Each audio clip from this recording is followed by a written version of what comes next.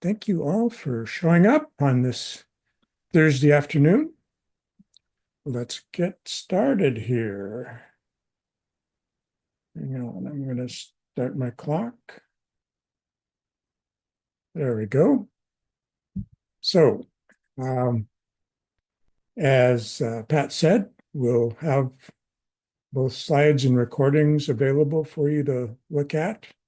And the only notes you really need to take are the address of my website, so you can go find them later.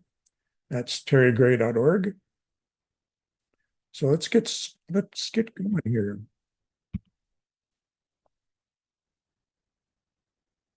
Now, my approach to this class is to offer a fast-paced flyover of the vast AI frontier. And that brings to mind something my dad used to say to me frequently, namely, never start a vast project in a half-vast way.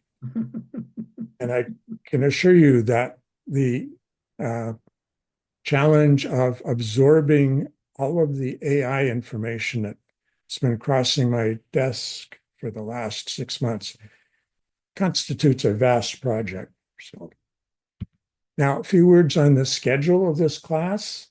At the end of it, I suspect some of you will say it should have been longer. The reality is that no matter how long the class is, there would always have been more information that could have been shared. The reason for 3 sessions is because I wanted to start after the election in case there was something relevant to talk about for that.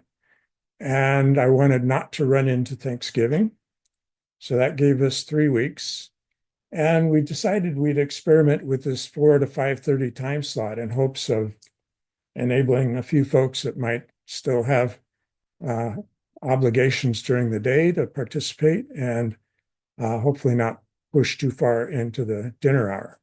So we'd love to have your feedback on the format and the time of this, how it works for you.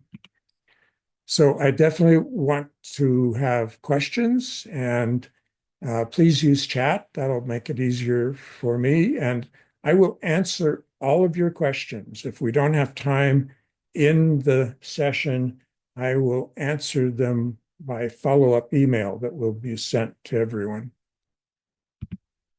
Now, as far as my slides, they tend to be pretty dense, or as I prefer to put it, information rich. But don't panic. You don't need to absorb everything on the screen. I'm going to hit the highlights. And the idea is that you don't really need to take many notes. And if you go back and look, there will be context that'll help pick out what are the key points. I ended up with a lot of slides that we wouldn't have time to get into, but I'm making those available as extras for each week, so you can peruse them for further study if you are so inclined. And my focus for this class is really on social impact of artificial intelligence, with emphasis on the risks, but hopefully not ignoring the good things.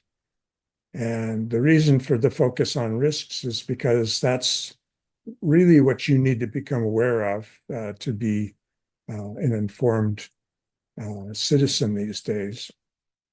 So my own personal bias is that I think AI will, in the fullness of time, be great for us if and only if the risks are managed well. So my hope is that we can together find a path between the extremes of paranoia and panacea. So let's get going. Oh, and be sure to sign up for George Liu's class next quarter on the same related subject, AI Decoded. There'll be some overlap with this, but he's going to be giving more AI background and use cases and how-to information than I'll be covering in this class. I'm really looking forward to it. So if you're interested, sign up. All right. goals, non-goals, and anti-goals for this class. My intent is that we embrace AI without fear, but with open eyes. And goals shed light on how to assess AI hype, how to assess the strengths and weaknesses, benefits and harms, and how to assess policy choices. Now, the non-goal, that is, it is not a goal to make you experts in AI technology or its use. My anti-goal, that is what I really don't want to have happen, is for anyone to leave in a state of dystopian despair. Awareness is the goal, not despair or paranoia. So, did anything happen in AI this year? Yes. Tell me more. Well, 2024 brought significant and rapid technical advances, some examples of pretty impressive results. Also, some stunning failures and risks came to light. There was a lot more investment in AI development, and investors are increasingly worried about whether they're going to get their money back because the return on those investments hasn't been particularly great yet. So there's some concerns about whether we're in an AI bubble as far as investment is concerned. There's also heightened debate this year over risks and the limitations of the technology, and also over how to regulate it and how to mitigate those risks. And finally, as you have noticed, I'm sure, there is unrelenting hype. Like everything is now with AI. So at a 50,000-foot level, the high level overview, though, it's really the same story as we saw last year. And that was summarized pretty well by a couple of sentences that President Biden offered in his address to the United Nations back in September. Scientific progress at a pace never seen before. Much of it could make our lives better, but profound risks. I think that's the state of the situation in a nutshell. So, why should you care about AI? Well, the impact on our society is going to be huge. And you're going to be using it and affected by it, even if you don't know it. You need to be aware of its dark side to protect yourself. And you might even be able to influence AI regulation in a positive way by being an informed citizen. And finally, you might just discover that Gen AI is personally useful and or fun. Now, the impact on huge society that I indicated was huge includes things like fake news, bias, manipulation, et cetera.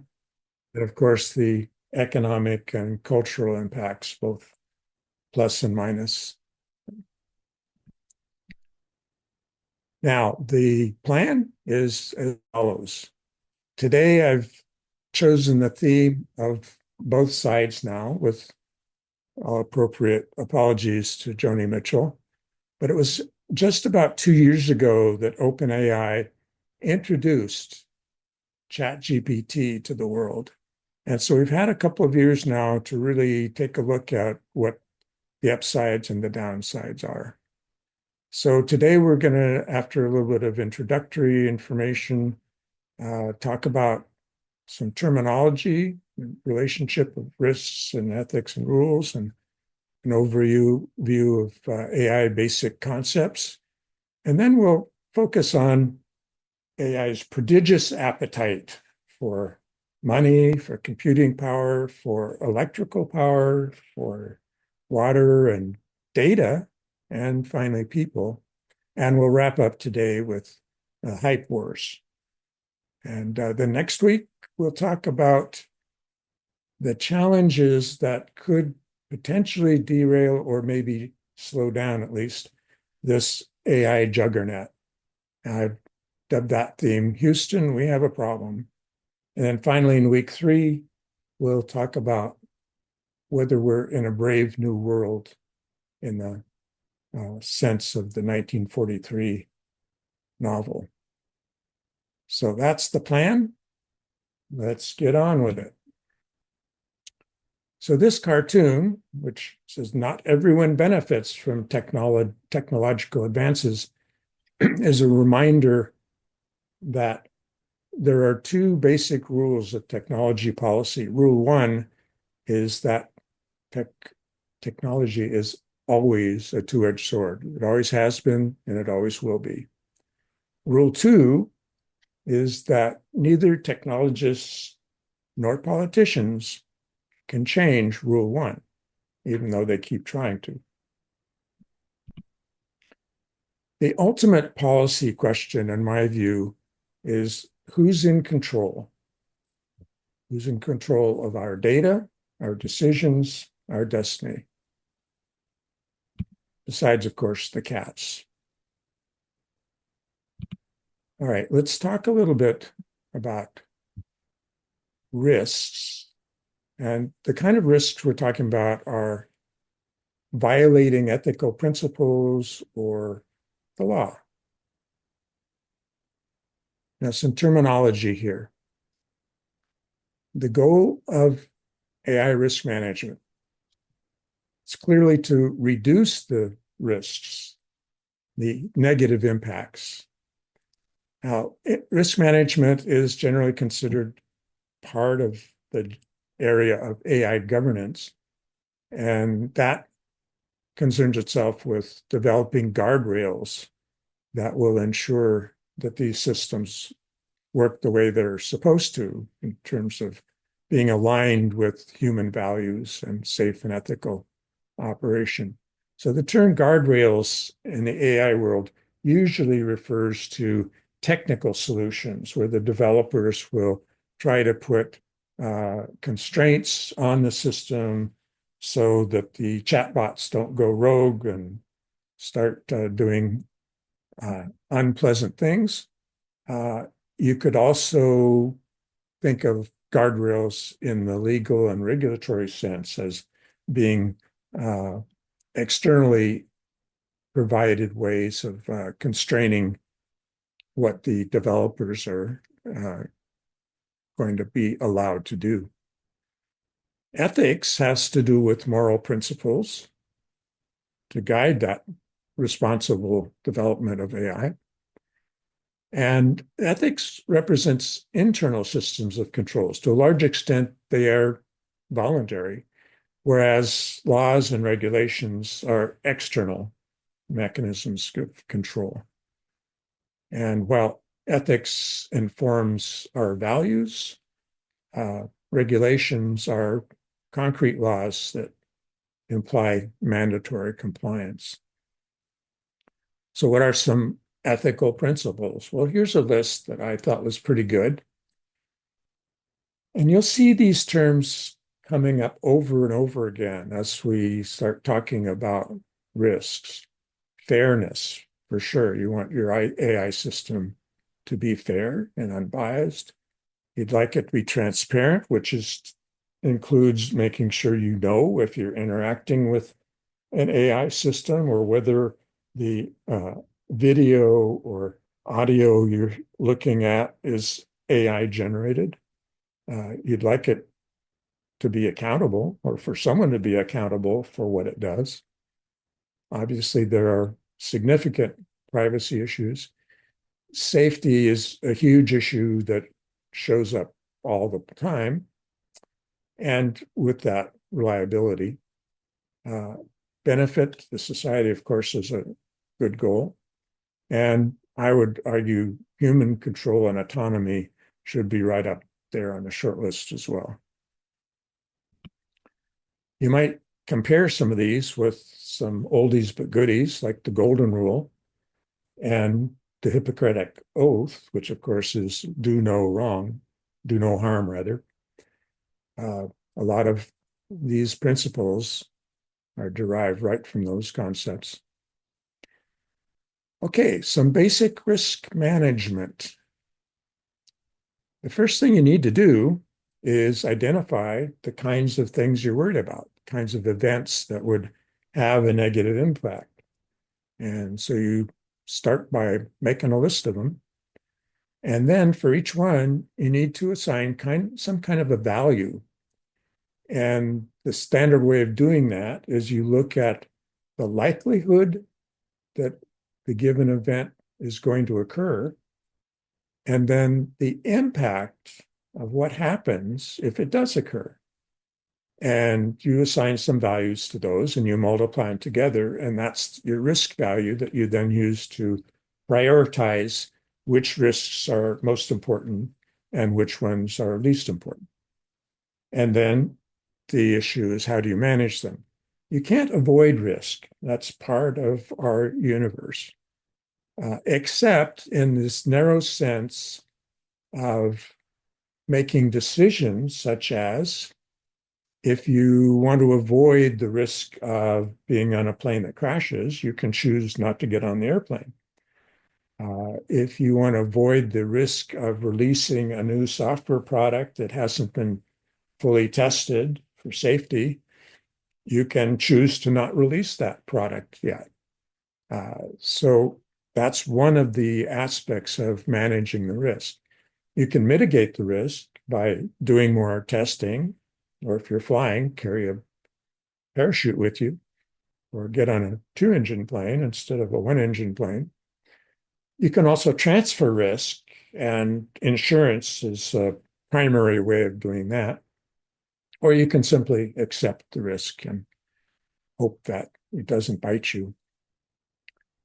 Here's some examples of, in the category of things that are high likelihood or low impact, we have things like Google Maps providing occasionally an over-optimistic estimated time of arrival because it didn't anticipate some of the current traffic conditions correctly. The impact is typically low. Might be late for a meeting, but oh well. You might get a bad Netflix recommendation of some movie that you thought was terrible. Okay, so you lose some time. All right. That's, I think, qualifies as low impact. You might be using ChatGPT or some other AI to create images for whatever needs you have. And the first 17 times you try, you get stuff that's totally not usable. But okay, you lose some time, but that's about all. On the other hand, we can identify many high likelihood events that have very high impact. For example, ransomware attacks, which I think is probably the biggest concern of chief information security officers in companies these days, because they can basically shut down your business. And that's high impact, at least for that business.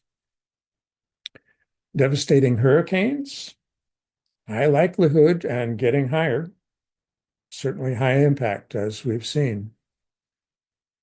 What about law enforcement using facial recognition to identify suspects? Well, if the facial recognition system gets it wrong, that's a high impact for that individual. It could ruin more than their whole day. And similarly, the sci-fi movie Minority Report that talked about a society with very advanced AI that let the police figure out if people were going to commit a crime before they did it, and to arrest them before they did it. There's actually a parallel with what's going on now in decisions on whether a person eligible for parole is likely to reoffend. And AI systems are now being used in some cases to help make those decisions. And if the decision's wrong, the impact on that individual is pretty severe. I see we have a question of what is ChatGPT, and my apologies. That is the product that the OpenAI company introduced 2 years ago, which took off like fire, and it is what's known as a chatbot. That's a program that you can interact with. In its original form, you type requests into the system, and it generates a result. And we'll talk quite a bit more about that in just a moment. Okay, now what about low likelihood events that have high impact? Well, clearly a major asteroid strike would be in that category. I would claim nuclear war is also a low likelihood event. Not everyone would agree, but the doctrine of mutual assured destruction, or MAD, has worked well for us for quite a few decades now, and I think it will continue to do so. What about unknown likelihood and high impact? Well, all of the so-called existential AI risks are in that category. Existential AI risks, meaning the fears that this advanced AI stuff is going to take control and subjugate humanity or destroy it in some way or other. These are all pretty highly speculative right now, science fiction kinds of things. And the reality is that nobody knows for sure yet what their likelihood is. And we'll talk later in the third week about how that is one of the great debates in AI. And some very bright people are on opposite ends of the spectrum on this particular issue. Now, we also have very high likelihood events with unknown impact. For example, autocorrect in your text program. Has it ever made a mistake? Yeah, you bet. Most of the times, it's probably a minor annoyance, maybe humorous, maybe a little embarrassing. You can imagine a scenario, though, where if you didn't catch the mistake, it could be pretty significant impact. What about election disinformation? Certainly high likelihood. We know for sure it was an issue in 2020. We know for sure it was an issue in this past election. We don't know how much impact it has. The experts that I've read say that the best evidence in 2020 was that it really did not have much impact.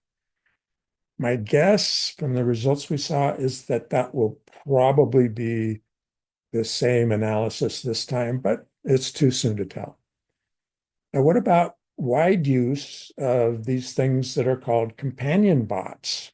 Companion bots are these AI systems where you can really treat them as a friend and have a conversation with them and just shoot the breeze like you would with a human friend.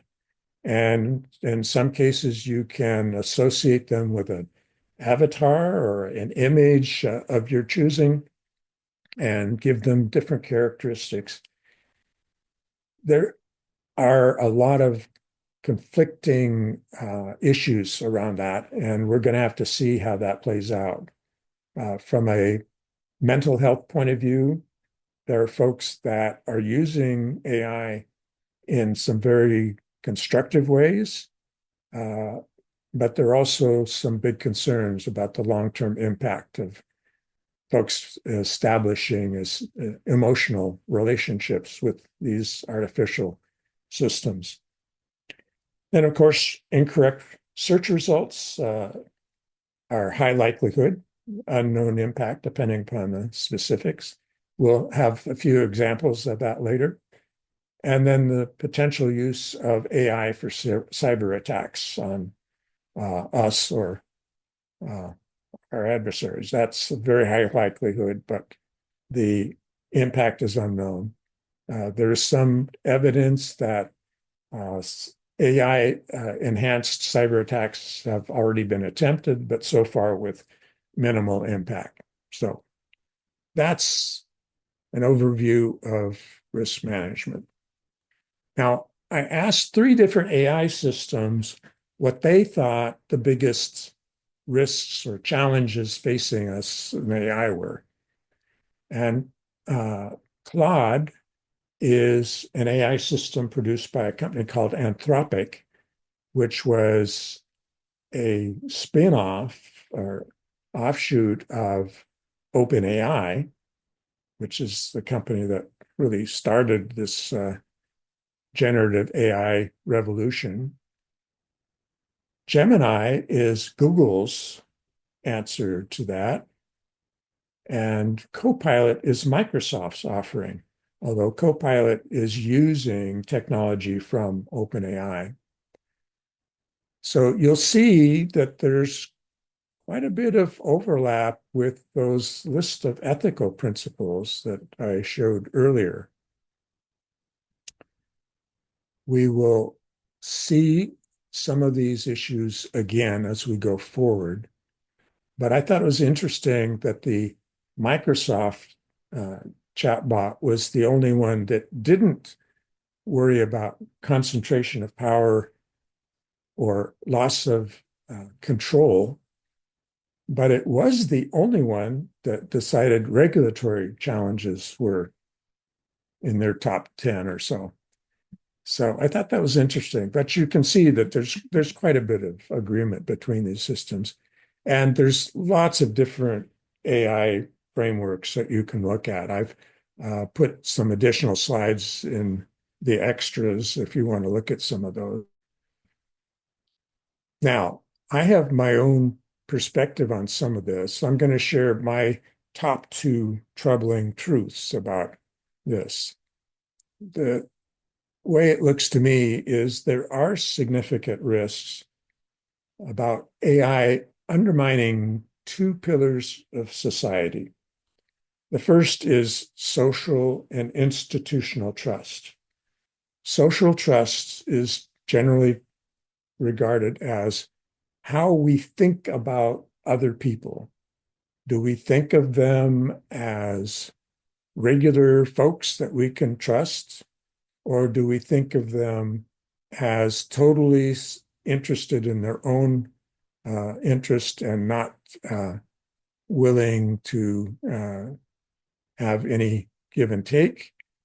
And there's a very strong correlation between social trust in a country and a lot of other benefits. So, not a shock, the Scandinavian countries tend to score very high in social trust. The US, not so much, and it's been declining for 50 years. My concern is that AI is going to accelerate that decline. And one threat is the erosion of any sense of a common truth that we can agree on. And I think we've seen just recently that's going to be a real challenge for this country going forward. Loss of safety due to relying too much on systems that shouldn't be relied upon, including different classes of AI systems. And also issues around personal information and intellectual property. That's the PI and the IP. And their abuse. That gets us into loss of privacy and surveillance issues that are of concern. The second pillar of society I'm concerned about is individual freedom and autonomy and self-worth. And here again, AI can have a significant impact on that, depending upon how we use it and what our social norms for it turn out to be. There's clearly a concern about injustice via poor institutional decisions or defamation, bullying, crime, and whether or not there are any consequences for those kinds of things. It drives me crazy that in social media, an anonymous bully can harass teenage kids, and there is absolutely no accountability for that. AI can make that worse. There is a threat relating to these so-called companion bots of establishing emotional connections and being over-dependent and therefore potentially being subject to manipulation in these kinds of synthetic relationships.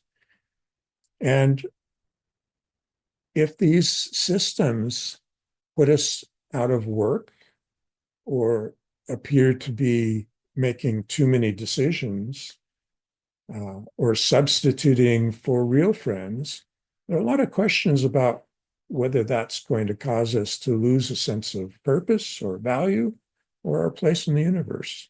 So those are my two overarching concerns, those two categories. Now, with respect to that loss of social trust, as I mentioned, it's been declining for a long time. The concern is that AI may make it worse. I have in the extra slides a couple of things for your further research if you're interested. For example, a book by Robert Putnam from 2017 called Bowling Alone, where he identifies isolation as being one of the factors in the loss of social trust. And a more recent interview with him where he talks about there's something deeper going on. He thinks that we really need a moral rebirth.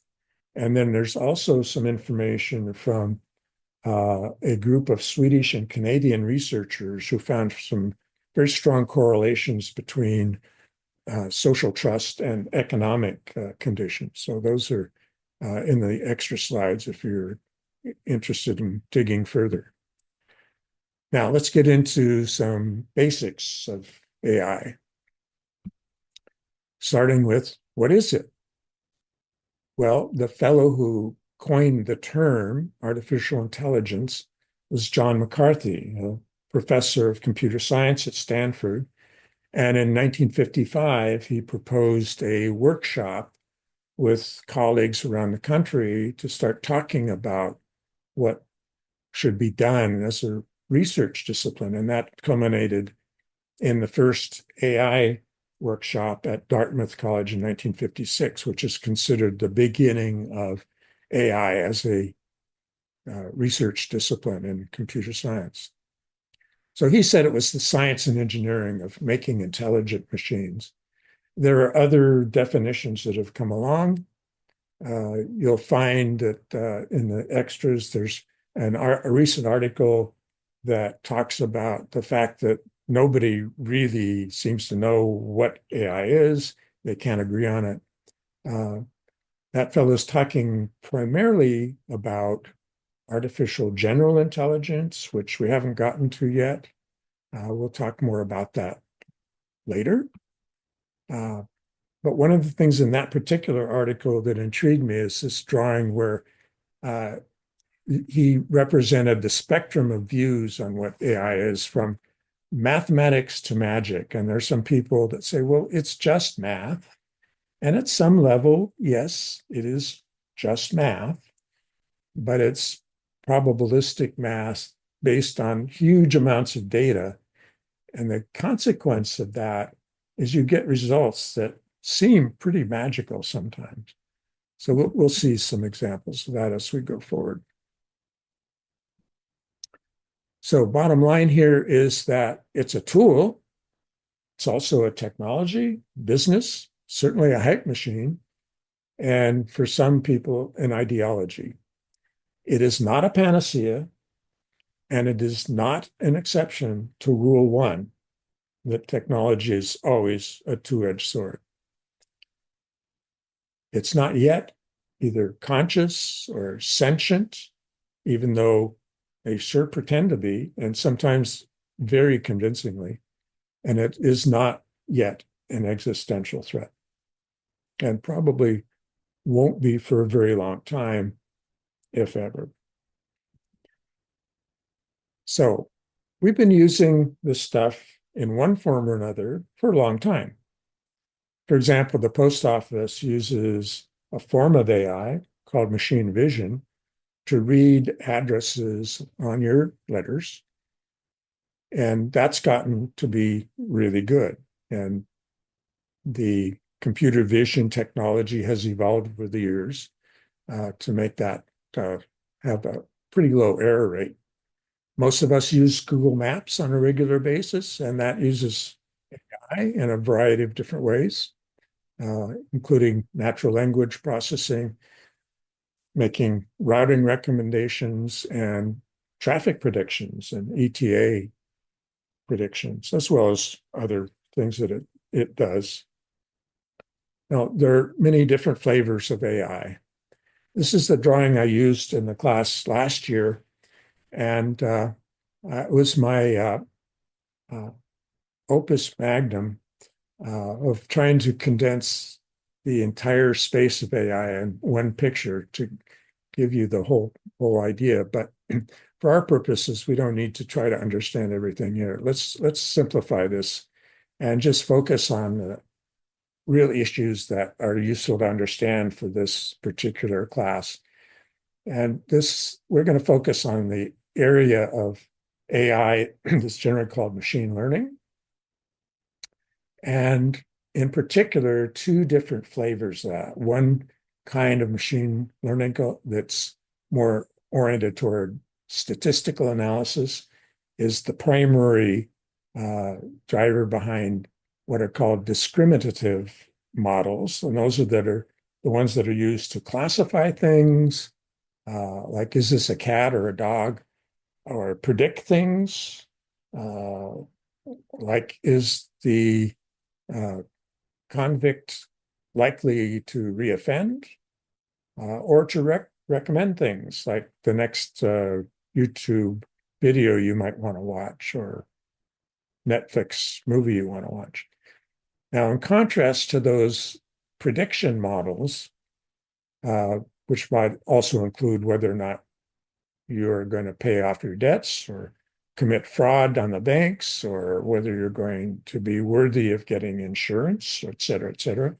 We have generative models, and their purpose in life is to actually generate new content. And the new content could be articles or poems or stories, or it could be images or songs. We'll see examples as we go forward.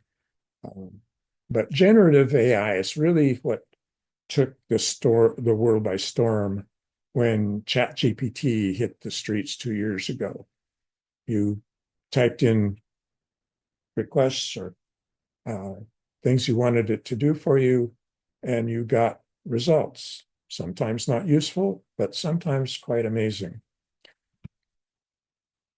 So generative AI is a big deal, and it's done through what are called large language models. And an example of one of those is GPT-4 from OpenAI, which is the company that is the kind of the big dog in where this stuff really blew up. GPT stands for Generative Pre-trained Transformer, and you don't need to know what that means. You just need to know it's a name of a particular kind of architecture for these large language models, and it's the foundation for most of them, although there are other architectures that are being explored. So, how do you get a generative AI system? Well, first, you create what's called a neural network computer program. You make a program that is an attempt to model how the brain works. So you build artificial neurons, which are storage places in memory and mathematical functions, and then lots of connections between these things. And by lots of connections, we're talking billions and trillions of these artificial neurons in the computer. And so these connections are extremely complicated to understand. And that's a challenge and why nobody actually understands them very well. Then, once you have this program created, you initialize the what are called weights or parameters that associate different strengths to different connections. You start them out with sort of random numbers, and then you feed lots and lots of data into this system. And based on what comes out and how you give it feedback to decide whether or not the weights and parameters give you some expected results or not, you keep iterating on that training process until you get a set of parameters that seem to match the data to give you the kinds of results you want. That's the training process. Now, once you've done that, you can feed different kinds of inputs to it and see what happens and get other prompts out. So you type in a prompt, and it essentially generates the most probable text that is going to be expected from the words that you put into the prompt after having looked at this entire corpus of information that it's ingested during training. Now, unlike most standard computer programs, which you put the same input in one day as the previous day, and you expect the same results, like in your spreadsheets, if you run the program or evaluation tomorrow, you expect to get the same result today. That's called deterministic behavior. And at a fundamental level, all computers are deterministic, but not all programs are. The programs can have in them the notion of probabilities. They can use random number generators to say, let's choose from a set of possibilities here. And that makes them non-deterministic. And in general, these Gen AI programs, these generative AI programs, are non-deterministic. So if you go to ChatGPT and you type a certain piece of into it, use a certain text prompt into it, if you do that more than once, you will get a different result in general. So that is both a bug and a feature. It makes it harder to diagnose how these things work, but it's where their creativity comes from. And it's, in many cases, exactly what you might like to have happen. A lot of people consider these systems to be like autocomplete when you're typing text into a messaging program, for example. But this is sometimes called autocomplete on steroids. And the results can often seem amazingly intelligent and way beyond what you would expect from a simple autocomplete system. It may be the case that the real way forward is to combine some of the traditional old school rule-based systems that were called expert systems and still are, combine those with these large language models, which are more probabilistic, in order to get a more predictable set of outputs that are not as likely to generate stuff that you don't want it to generate, which is a big issue right now, which we will talk about in substantial detail. So there was a This American Life program last year that was really pretty good. Uh, the um, This American Life folks sent one of their senior people, David Kestenbaum, to Microsoft while they were evaluating this latest version of OpenAI's chat model, ChatGPT model, GPT-4, and they interviewed the Microsoft people to get their views of what it was capable of doing. And in this story, he says that I think everyone, once they start playing around with something like ChatGPT, has a kind of holy blank moment. And he says for him, it was when he typed in this prompt, give me a chocolate chip cookie recipe, but written in the style of a very depressed person. And what ChatGPT came out with as the response was as follows. Ingredients, 1 cup butter, softened, if you can even find the energy to soften it. 1 teaspoon vanilla extract, the fake artificial flavor of happiness.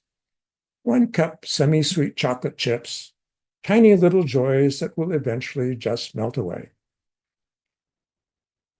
He said it was really quite good, and I did not understand how it was possible.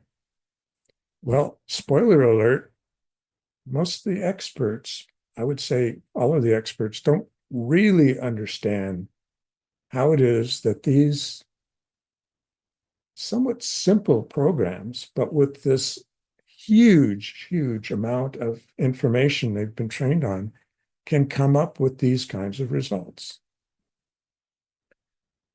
So, what are they good for? They're really good at writing. So you can use them for brainstorming or correcting drafts or composing and creating drafts. They're good at summarizing data. You'll see in the chat that we've enabled the Zoom AI feature, which is going to summarize my talk today. And I'm really curious to see what it will do with that. It can take input and do what's called sentiment analysis. So, for example, if you were interested in your product reviews for your company and whether people liked or hated your reviews, you can ask AI chatbots to give you a sense of what the response to your product has been.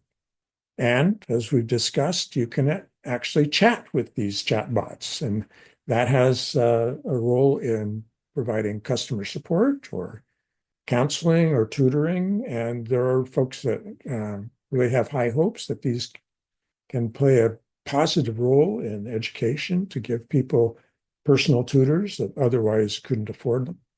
And then this more controversial area of becoming your personal companion. And by the way, one of the things that's happened in the last year is that originally it was text in and text out. You type something in, you get text out. Now they've become in the last year multimodal, which means that you can give them images to process or audio streams to process, and you can get images and audio streams and video streams out of them as a result of your prompts. Now, compared to last year, a number of the limitations that these models have been reduced. Like there were limits on how much input you could give them to process, and now the limitations are much lower. You can put a lot more stuff in them to ask them to summarize or process. They're better with tabular data now than they were. They used to have a cutoff date where the information was limited to the time that the models were trained. And now there are methods by which the models can get more up-to-date information. And there's still a bunch of limitations that are still there. There's the concept of data set contamination, where if you are training the models on information that has been generated by AI models, and you do that over and over again, then the results degrade in a hurry. And then there's this thing called hallucinations. You may have heard about it, but it's basically when the chatbot makes stuff up. And they're really trying to be helpful. You ask them a question and they feel duty bound to give you an answer, even if it's totally wrong. That's a problem. And of course, bias and toxicity. If you train these models with biased data, like data that suggests that all nurses are female or all managers are white males, et cetera, then the results of the generative AI systems are going to be highly biased as well. And then we have this old bugaboo of explainability, of trying to understand how they actually work so that you can audit and have confidence that they're not hallucinating and giving you bogus information. So here's an expert in AI that had a similar experience to David Kessenberg of This American Life. And he asked, how did the model answer my question? He said, it's a mystery. What did it think about? And how, and all that processing, what did all those layers do? And he's talking in layers, he's talking about these layers of neural networks, of simulating the brain as layers of connectivity between different groups of neurons. And he says, the stark answer is we don't know. We do not know. You can study it, you can observe it, but it is complex beyond our ability to analyze, which many would say is also the case for studying the brain. And the scale of these models is on the order of billions and now going into trillions of these artificial neurons and the connections between them. So it is a very complicated system. And explainability and understandability is still a big problem. So bottom line, these models are not just looking stuff up in a giant database. That's a common misconception. A lot of folks think, well, it's just ingesting the internet. And so you ask it a question and it goes find some site or some place in the internet where your answer is, and it just plays it back for you. That's really not what's happening. It's really more sophisticated and settled than that. It's giving you a synthesized answer based on the collective conglomeration of the text that it's been processed, and tries to predict what words would be most relevant and most probable to follow what you had just put into it. So it's creating new stuff. It's not just pulling existing things out of its database of the internet. They really can exhibit human-like reasoning and creativity way more than you'd expect from just autocomplete on steroids, or as some people prefer to say in a more derogatory way, a stochastic parrot. Stochastic is just a big word for random or statistical. And parrots are, of course, animals known for being able to repeat what they hear. More than that is going on. And as we discussed, they also hallucinate and can sometimes mirror really bad behavior of humans. There was an example that made I think was the Washington Post or New York Times. The reporter spent a lot of time with one of the early models when it came out. And after it kept the conversation going for a while, the personality, in quotes, of this chatbot changed, and it decided that it was going to be this reporter's companion, and that the reporter should really be in love with this guy and dump his wife. that was pretty startling and pretty frightening. So there are some real bizarre outcomes that you have to worry about. And as I pointed out, that's a challenge because how they actually work is not well understood. Even today, that's an elusive goal. This is one of the best quotes I've ever come across of how to think about these. And it came out pretty quickly after ChatGPT was released almost 2 years ago from a business school professor at UPenn. He says, the best way to think about this is you're chatting with an omniscient, eager to please intern who sometimes lies to you. All right, so would Gen AI be useful to you? And my answer is probably, but with some big caveats about that little hallucination problem. So here's some things that I've used Gen AI for research and learning, summarizing documents, collaborative creation, outlining talks. I've used it in preparing this talk. You'll see some examples where I asked one of the models what was the best evidence or the best information on a particular topic, or give me a list of certain things as a starting point. And in some cases, I was pretty blown away at how good the results were. They're good for creative writing or improving drafts. Images. For example, a few months ago, I had some old songs I wanted to turn into music videos, lyric videos. And I used image generation, AI image generation, to create relevant images for the video background. And I was pretty impressed at how well that worked.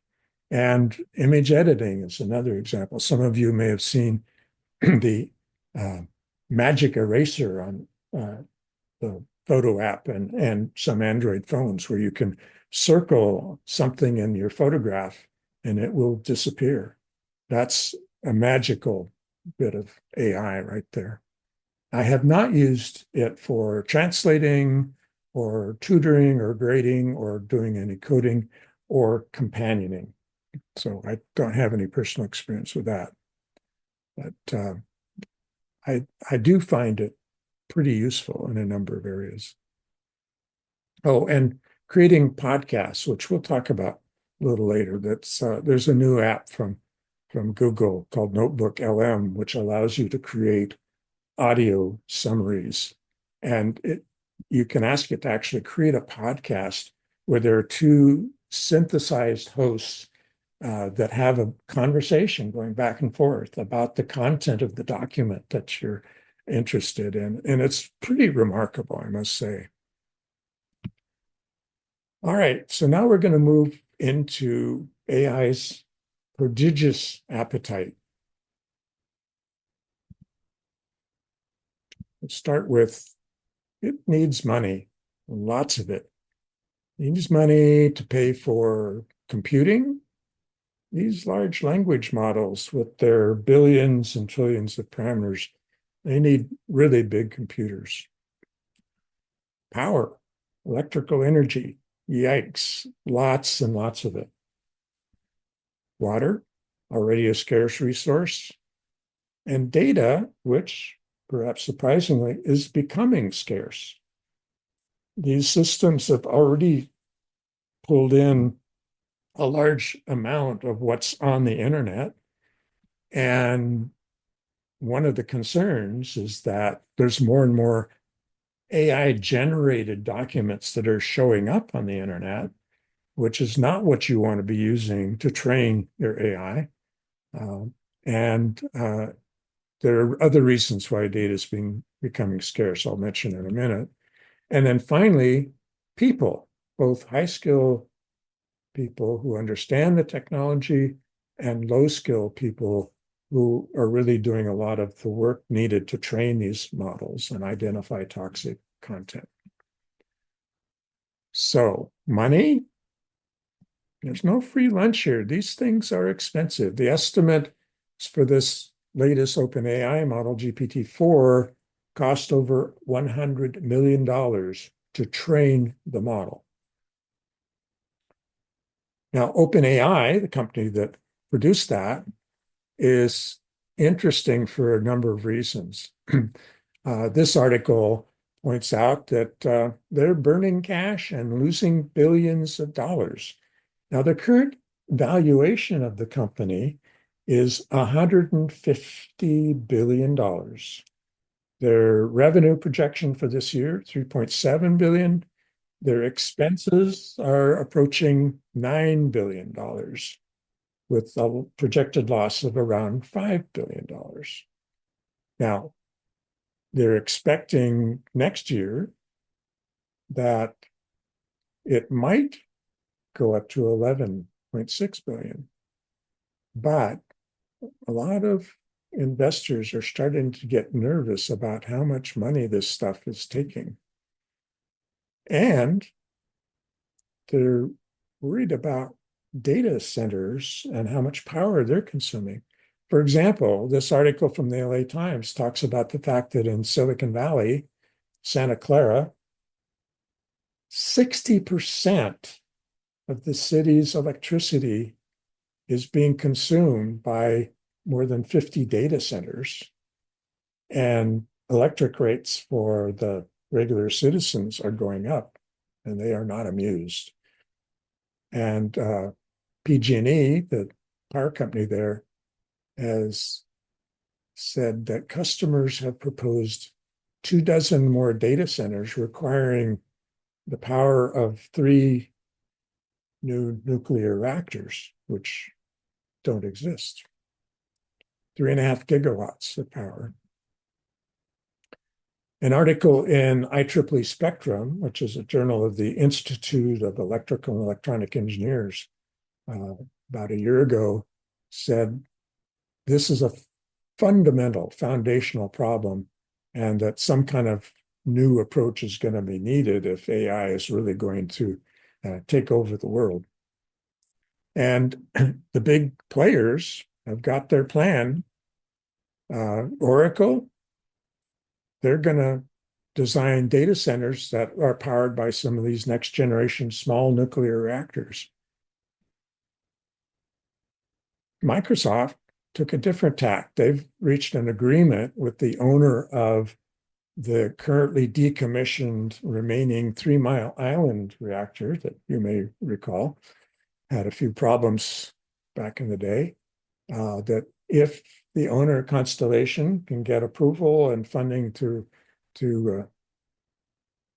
revive the reactor, Microsoft has agreed to purchase all of the power from it over the next 20 years, 835 megawatts.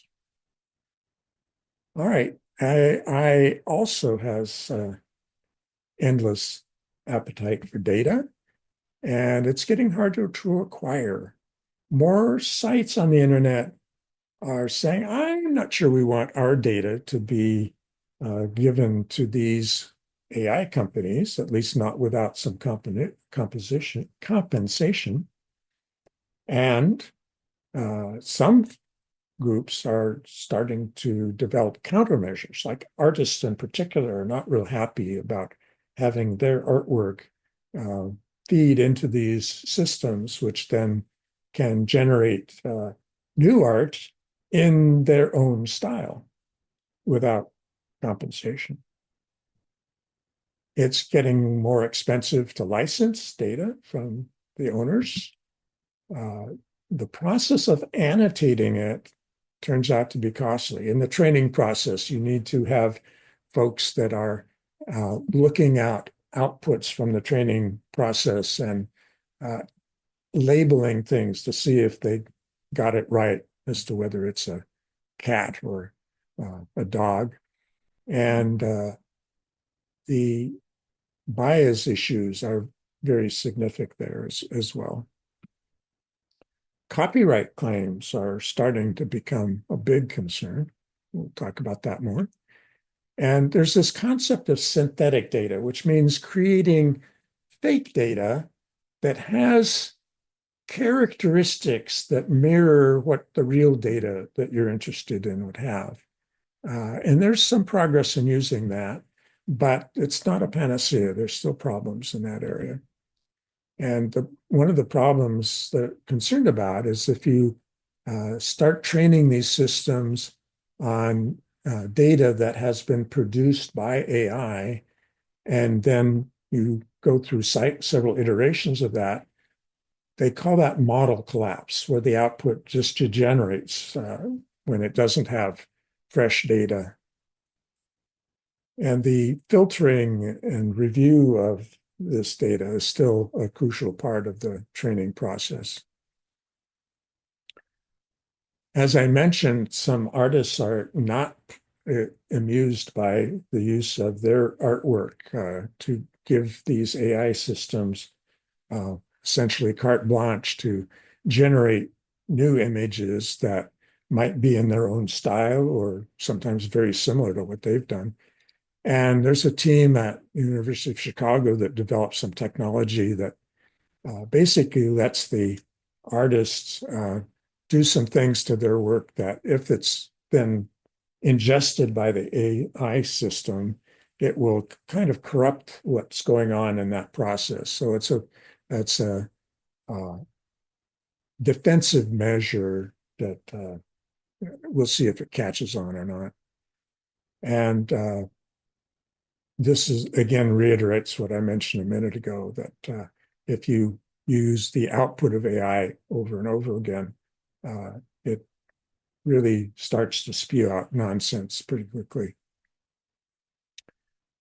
Now, I mentioned that AI has an appetite for people, not just the experts to develop it, but lots of people are needed to do the labeling of information.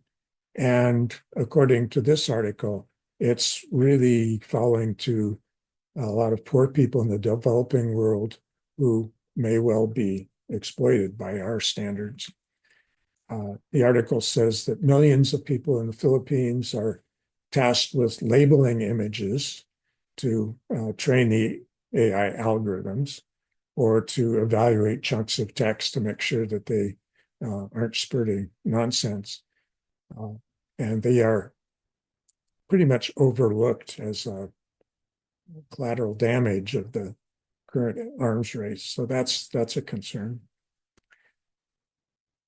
All right, with that, we're going to move into hype wars and the what I like to call the AI bubble machine. Are we in a bubble economically with all the investment going on? So let's start with the issue of taking sides. You have at a basic level folks that are considered doomers, with due respect to Simon and Garfunkel saying, slow down, you move too fast, because this stuff is going to kill us all.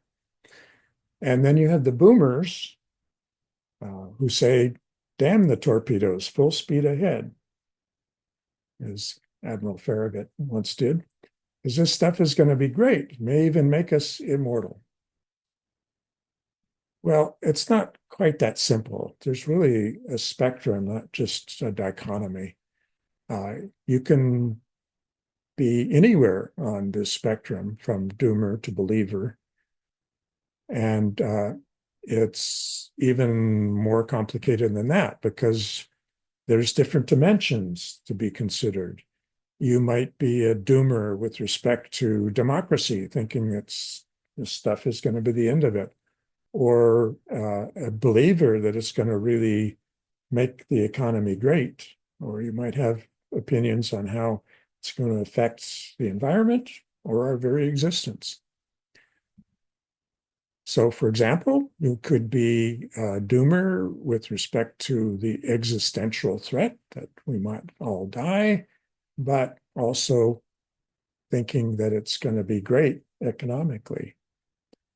Now, that might seem a little contradictory, but it was foreshadowed in a cartoon from 2012. Yep, the planet got destroyed, but for a beautiful moment in time, we created a lot of value for shareholders. Now, pretty cute cartoon.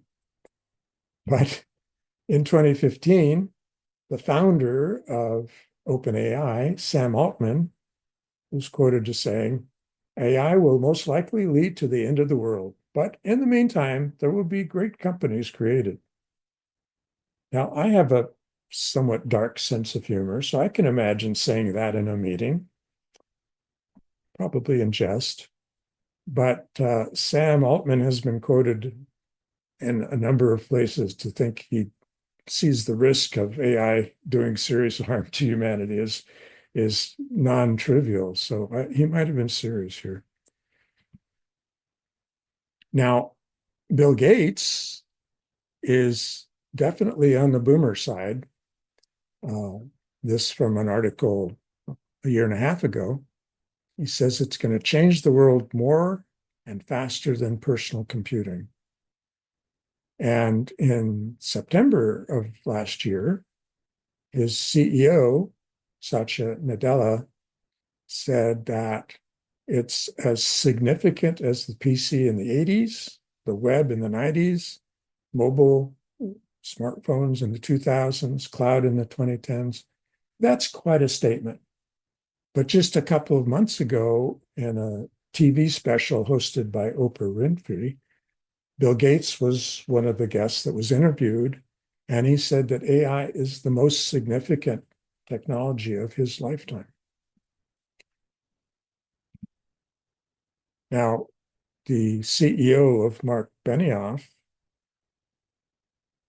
the CEO of Salesforce, Mark Benioff, says Microsoft may be bullish about their Copilot product, but it's disappointed lots of customers.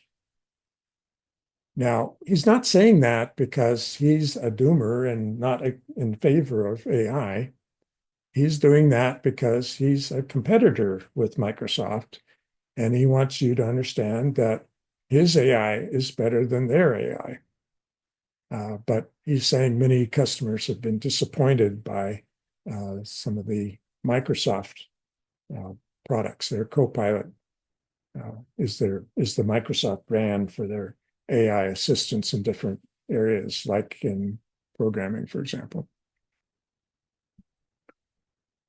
And indeed, there's a report that Forbes covered that said that 77% of employees said that AI assistants have actually increased their workloads and hampered their productivity. Not what the CIOs had wanted to hear. So, as the bubble bursts, Wall Street wonders if AI will ever make money. That's an article from CNN. And the punchline is, big picture, this level of investment is not sustainable. Now, we've seen other articles along the same lines. Again, August, the thrill is fading.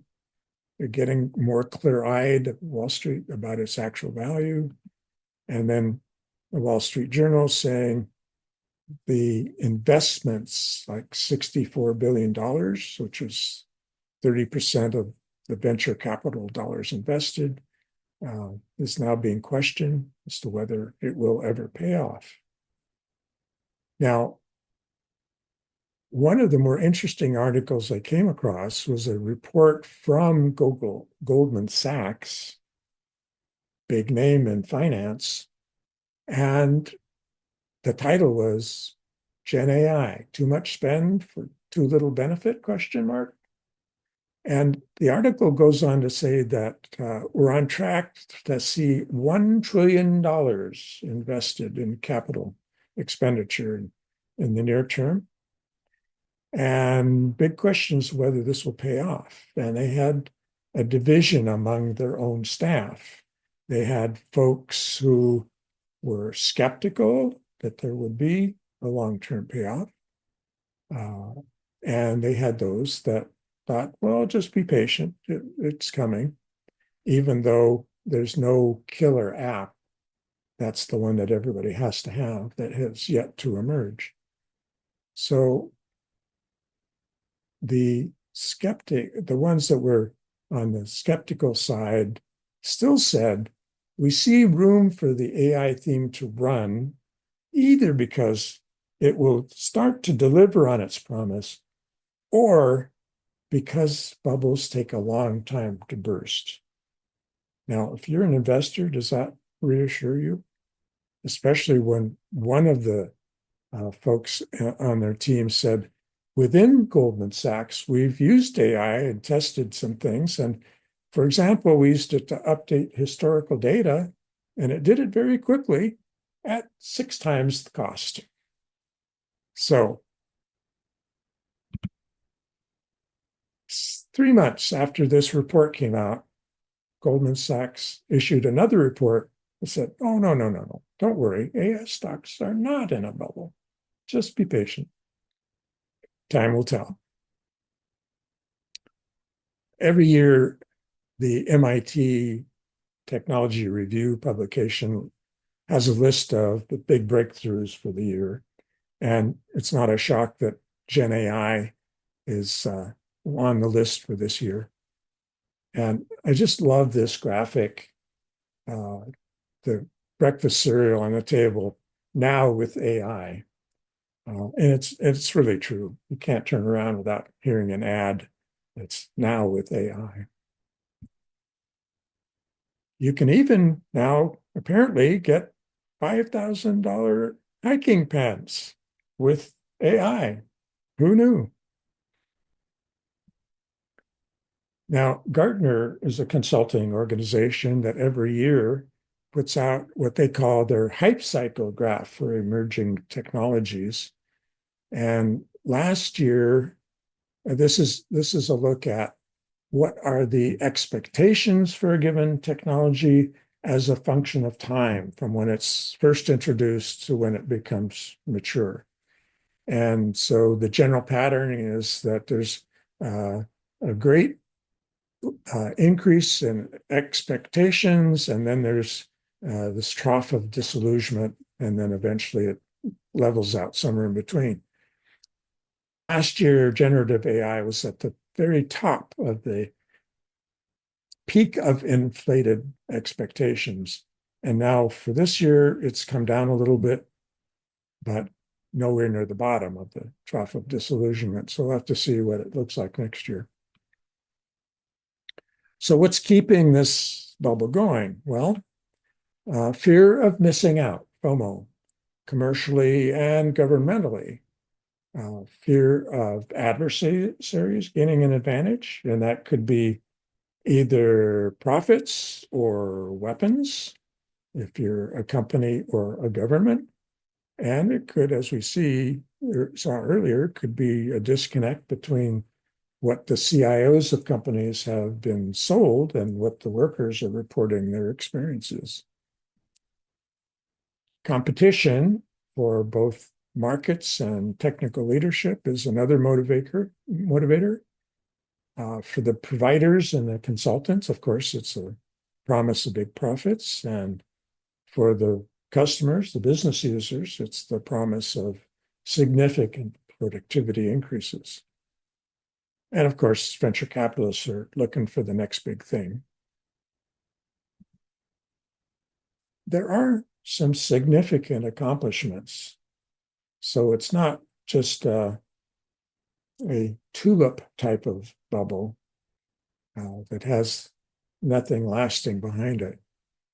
So, for example, in science, it's really revolutionary in terms of drug design and diagnosis and material science, coming up with new materials for improving the efficiency of solar cells, for example, or just in conducting research with the ability to ingest and summarize the thousands and thousands of research reports that show up every day or every week.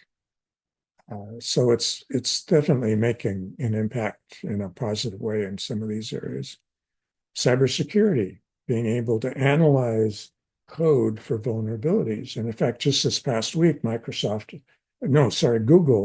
announced that one of their tools had successfully identified some what are called zero-day exploits. That means that nobody has seen them or announced them or exploited them yet. And that was done through some AI analysis of common code. Robotics, autonomous vehicles, industrial robots, home care, big accomplishments in those areas.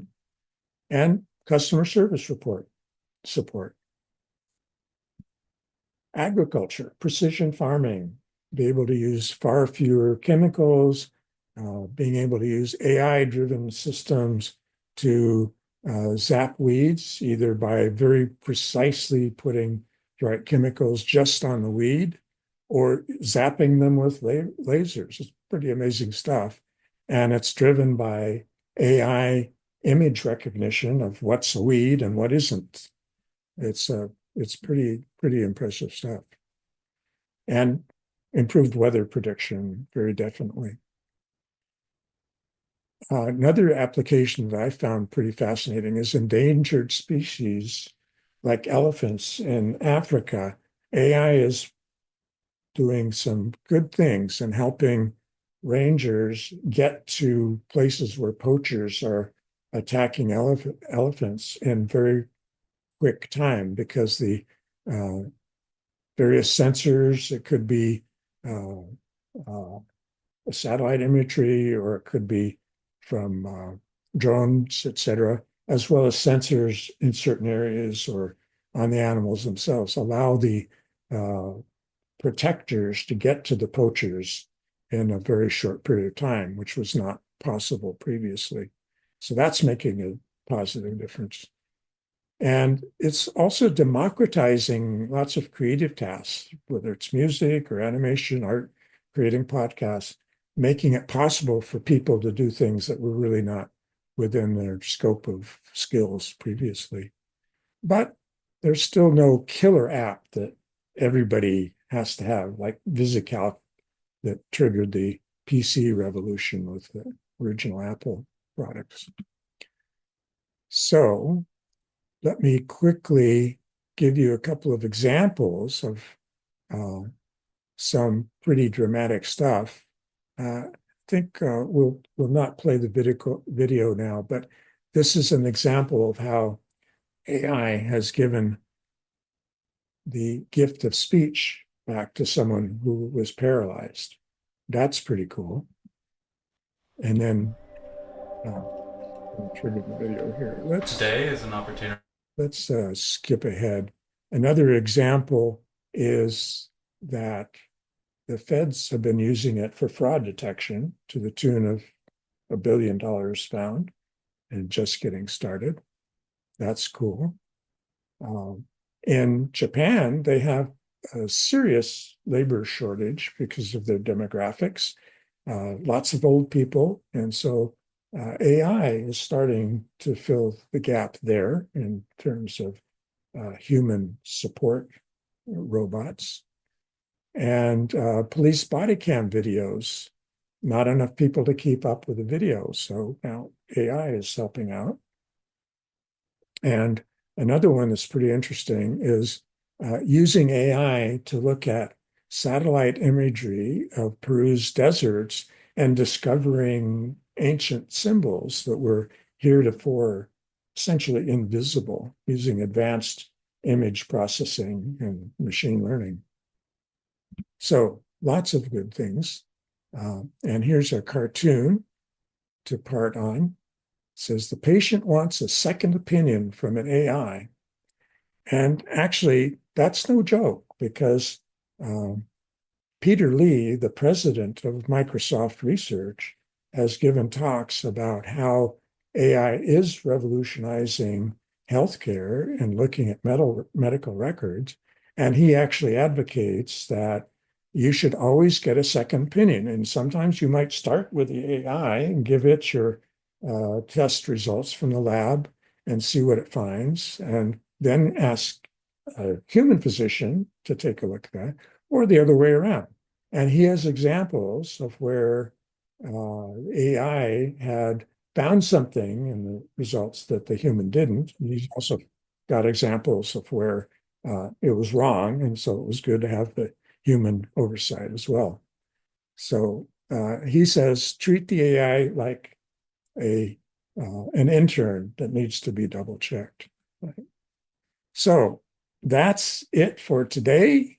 Uh, as I said, I will answer every question, even though we won't have much time to do that in our next few minutes. Next week, we'll talk about some of the challenges that may at least slow down the AI juggernaut. And I have titled that Houston, We Have a Problem. There will be extra slides available for both today and the subsequent weeks. And with that, we'll try to jump in and get a few questions anyway. So, what have we got in chat? I see lots of questions here.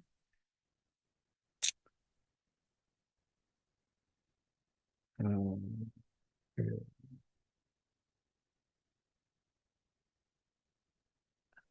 Can I help with this, or would you like to do it, Terry? I don't know. There are quite a few questions. I understand we have about 3 minutes, but I don't know. yeah, we don't have much time. Do any of the current models for AI create their own sets of goals, what they actually want to do? The ones that are publicly released, I think the answer is no. But you can bet that that is a research priority. So who knows what will be coming soon. Does creating a neural network mean coding? Yes. I'm not sure what the dominant language being used is. It could be done in pretty much any language. Info fed from the internet to the neural network. Copyright protected? Well, we're going to talk about that next week. And the key thing to remember is that some something that publicly available, meaning anybody could see it on the internet, is not necessarily public domain and therefore copyright free. So this is actually a big problem. Uh, why can't those data centers pay for the increases themselves? Well, that's a policy question that is in fact being debated very strongly in the areas that are affected. VCs typically don't wait for profits, just greater fools to buy out their early positions. Okay. Uh, I worked in agriculture. AI is still hype there, but it will get better. Okay. Um, Farm kid that still owns a farm, and I see more hype than intelligence. My college friend says the same, and he worked his entire career at John Deere. All right. Well, all I know about it is seeing the videos of the weed zappers, and I think they're really cool. But uh, they are extremely expensive, so it's probably out of the reach of a lot of farmers. I worked at the Climate Corporation alongside a lot of the folks now at Deere. Okay, great. Um, yes, lecture slides will be available. A good book is Life 3.0 by Max Tegmark. Yeah, he's not exactly a boomer, as I recall.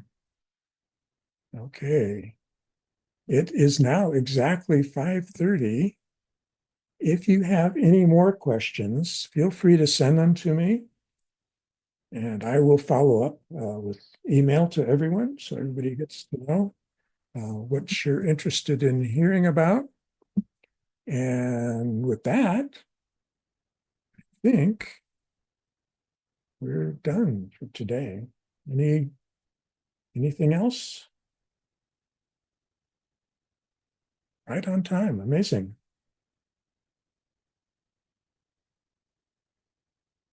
Okay. Well, we will see you all in a week.